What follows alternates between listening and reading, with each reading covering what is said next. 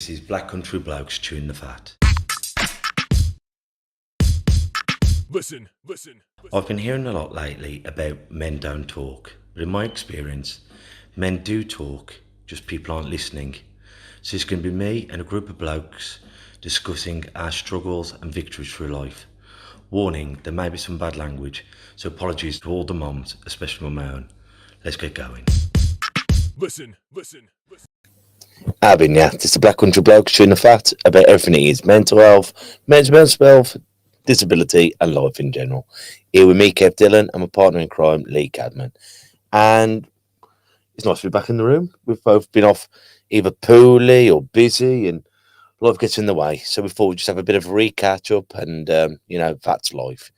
And life's a wonderful and weird thing. And my little daughter's been ever so poorly, she had tonsillitis, and you forget how frightening it is when your children are poorly. And it was only tonsillitis, and she's burning up, and when she's a fever's breaking, and you get into bed with her, but then you're worried that she's going to get too hot, and it's tough, and you have it all the time, and a much more extreme extension with your colour. But it's tough, isn't it? With anyone, when your babies are poorly, you wish you could be like the bloke from Green Mile and just suck it out of them and take it yourself. That's right. But anyway, Kev, you've kind of missed the start of the podcast as usual. Gratitude is how we started. It's been a couple of weeks off and it's all gone to pot, hasn't it? Well, I'm grateful she's feeling better. In fact, I've got quite a lot to be grateful for at the moment, as I always have, But I've actually had a couple of big things going on, and we'll talk about them, like Osman Mohammed, who's coming on the radio this Thursday, talk about winning the bronze medal at Youth European Games. Proud to death of him. But his teammate, Ben Collins, who's just been signed on to be on the England pathway. So we've got two youths turning senior on the England team. Then, I've been nominated to be one of the baton bearers, but you better think twice if you can see me running. I'm going to be taking it very easy, so there'll be plenty of time to see me and say hello to me. We'll trip him up. Trip him up, yeah. Just handing me spirits as I go by, gradually getting undressed as I parade down Brolly Hill. But we're still waiting to find out where it is. But wherever it is, we'll advertise it. It'd be great to come out and say hello to us on the way. It's brilliant. What an honour. And I'm just grateful for my little girl getting better, because we've got our show on the 8th of May. Tickets are going well. We're always looking out for sponsors. We've got a few sponsors coming in, but we will be advertising them out there, because when you're looking at putting an amateur boxing show on, people don't realise this, but the doctor is £350.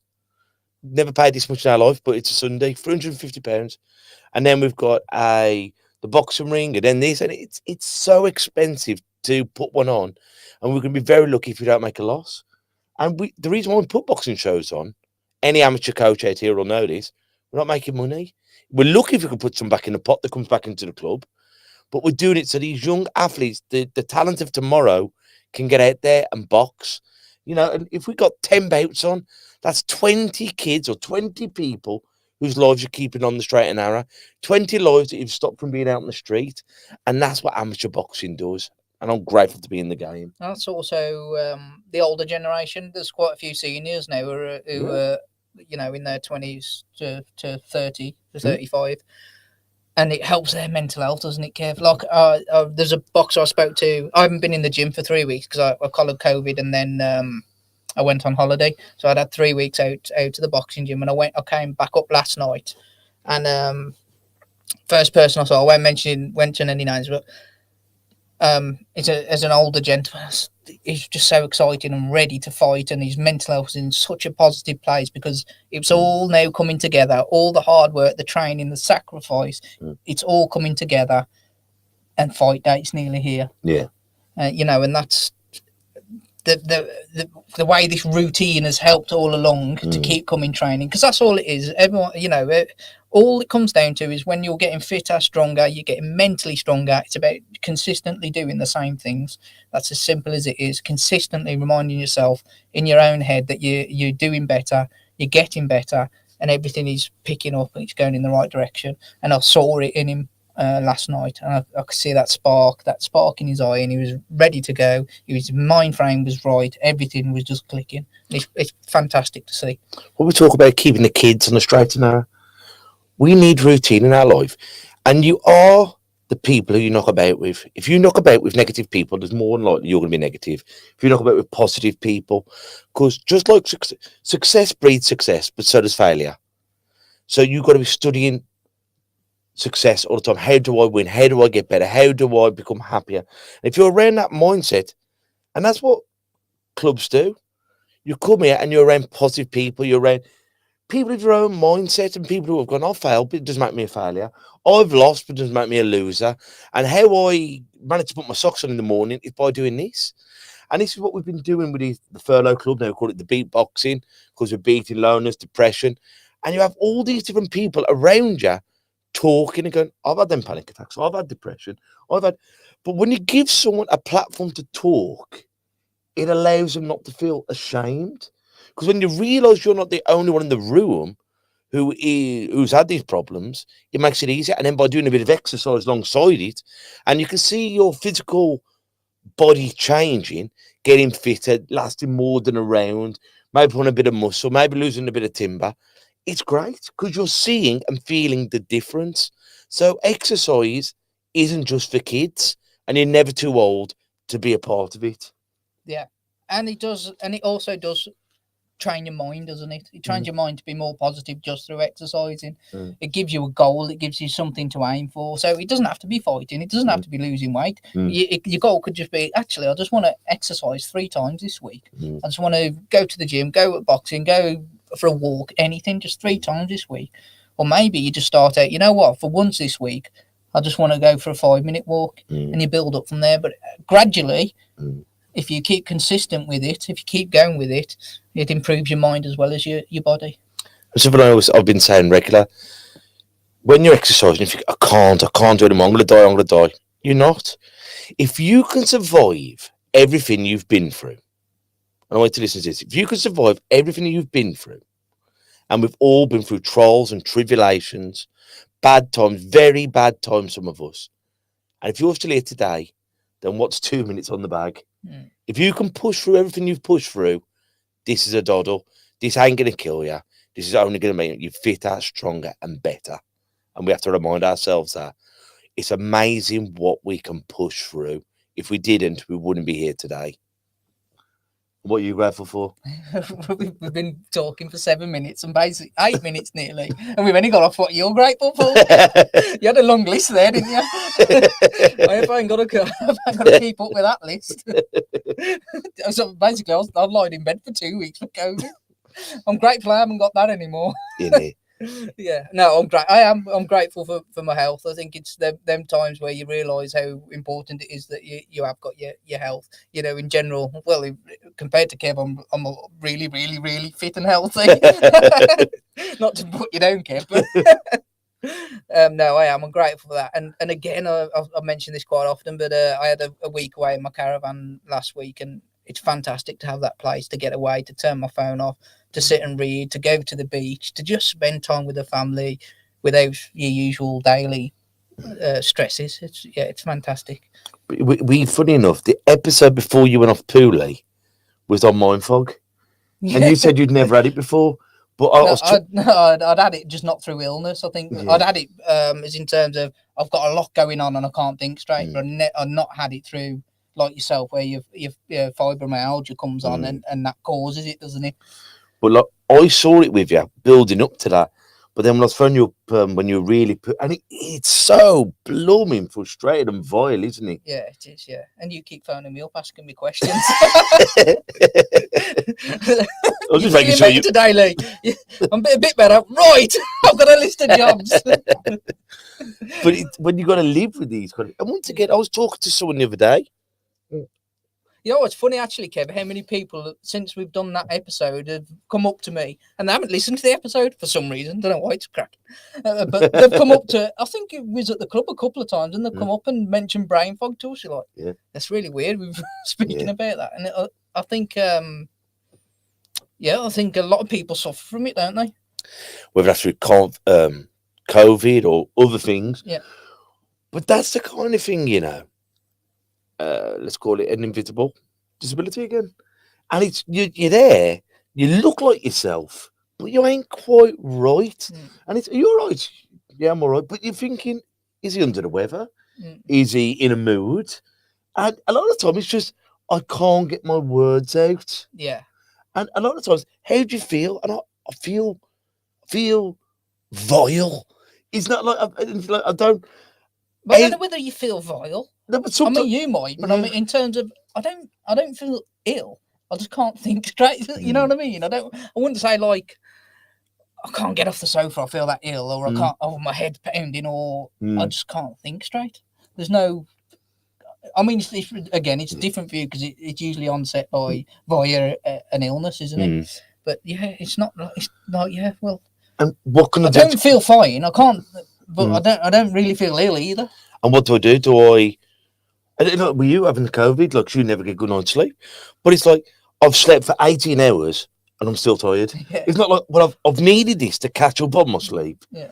I could sleep for 25 hours and I'd still be tired. Yeah. It was very much like that. I think I said to you, once I'd finished testing positive, which I think was, I don't know, day 8 and what, and I started venturing out. I think the one day I got a bit too brave and took my daughter in a wheelchair for a walk to town, which is, I don't know, at a guess a mile and a half. But I forget that she's 20 kilogram or just over 24 kilogram, and the wheelchair's probably another 20 kilogram with gas bottles and whatever on it. And I got there and it just finished me off. And I honestly didn't know whether I could walk home with her. Yeah. And I debated catching a bus, but then I thought I've got to get her on the bus. Yeah. But it was horrible. And there's a lot of times I was in bed by 5 o'clock and I was knackered, just done in. I mean, what do you think now? I mean, we talk about this a lot on this show.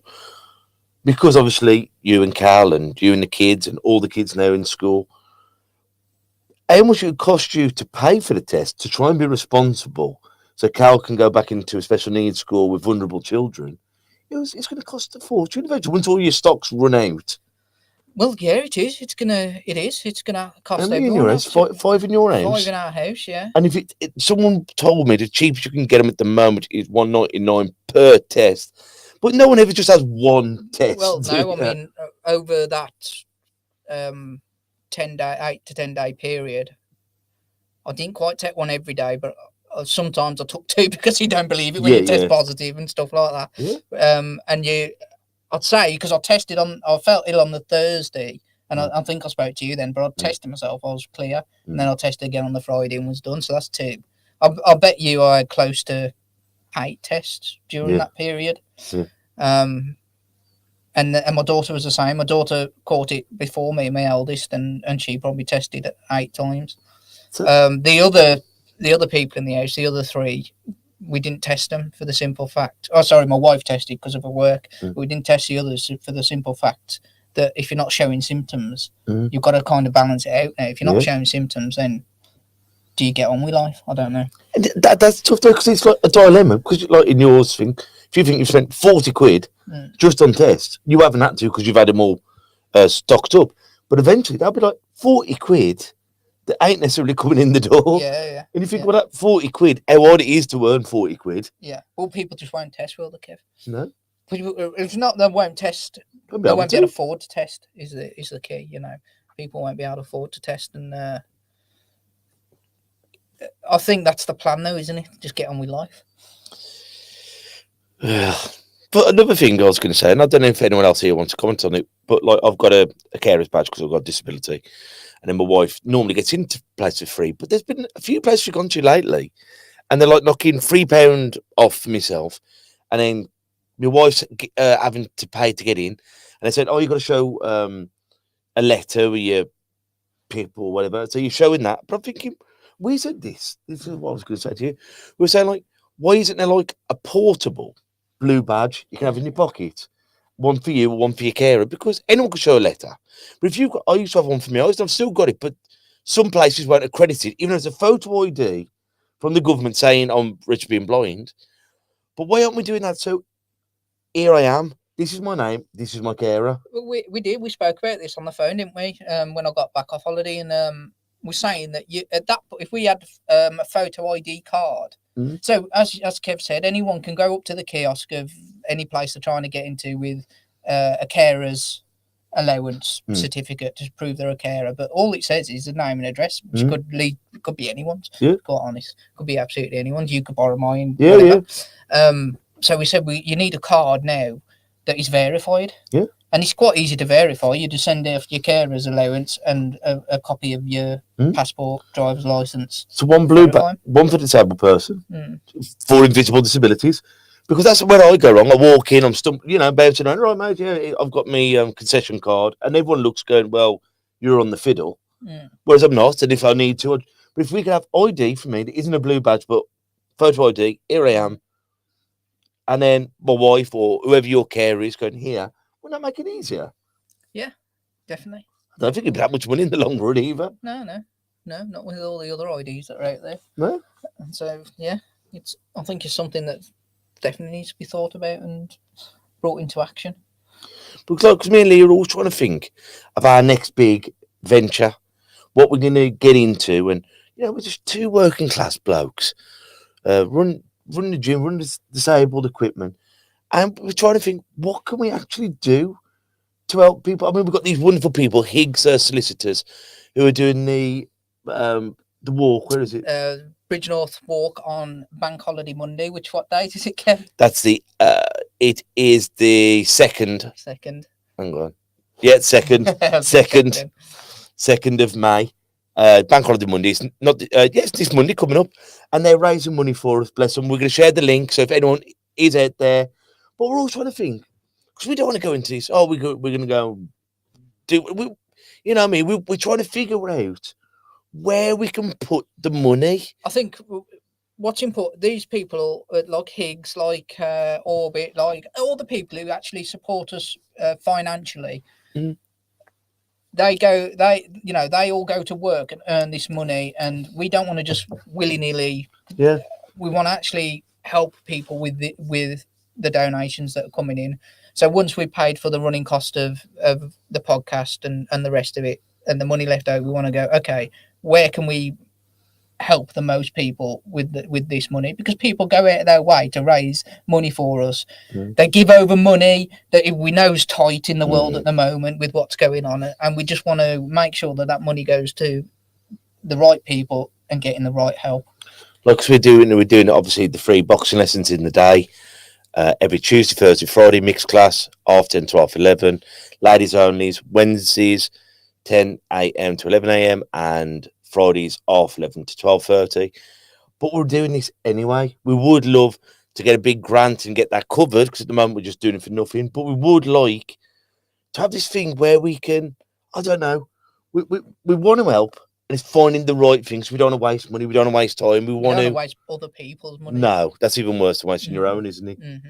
If someone's been kind enough to give it, you want to use it. Use it. That's right. You want to be able to, and we want to help people in general. So we just make sure it goes to the right people, the right place, whatever it is, the right idea instead of just anything. So please pitch us out your ideas. You know what I mean? I'm not saying every idea is going to be a great one. We know that too well, don't we? That's why every Tuesday and Thursday we're stuck in a radio studio. It's your crap idea, isn't it? But if we could have these feedback, I'm thinking, because we think, do we help people to get counsellors? Do we help people to fill out the forms? Do we help people? And we're thinking, I don't know. So we're looking for that bit of inspiration, because we're just, so our offer's 4, now we're 2. The other 2 are still very close to our heart and still popping. 2 blokes who are trying to get our experience out there, but we're after that next jumping off point, aren't we? Yeah. So any ideas, more than welcome. Comment, email us, blackcountryblokes@gmail.com. Maybe. Just drop us a comment on any Facebook, social media, whatever.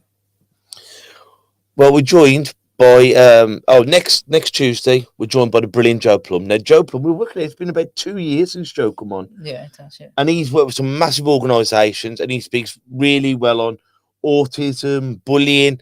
He's worked on ITV with, I can't remember the name of it. We'll go back and find him.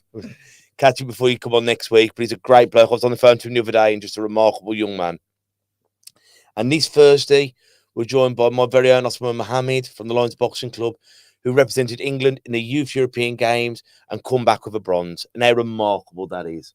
So we're going to talk about his boxing journey and his optimism and his overall, brilliant boxing He brain. stays consistent. Let's learn his tricks of the trade, because they not only do they help you train, they also help you within your normal lives. If you win an ABA on the Sunday, he's backing you on the Monday. If you lose an ABA, he's backing you on the Monday. And what I love about him is this wonderful, kind role model. And he's going up to people going, don't worry, I've lost. Don't worry. And he's just sharing his knowledge, and he's not a bully. You haven't got to be vile to be a bully. And he's just a dude. So I'm looking forward to getting him on, because, you got a future champion there. So, any quotes or sayings, Lee? Well, I'll keep putting them on Facebook, Kev. I'll give all mine away, so it's on you. Actually, Kev, before you go, let's have a look. Oh, that's okay, Karen. Okay. Success. People always say, success. Yeah, I'll just use that one. Success breeds success. So mind out who you're knocking about with, because failure breeds failure, success breeds success. All right, guys, hope you've enjoyed it. Until we see each other next time, take care of yourselves and each other. Ta-ra, bit. Listen. And that's a wrap for another show. But if there are any comments or messages that you would like us to read out for our next podcast, please be in touch. There are also lots of different organisations at the bottom of this page, and hopefully they can help you or someone you care about. Please share this to spread the word. Until we talk next time, ta-ra a bit.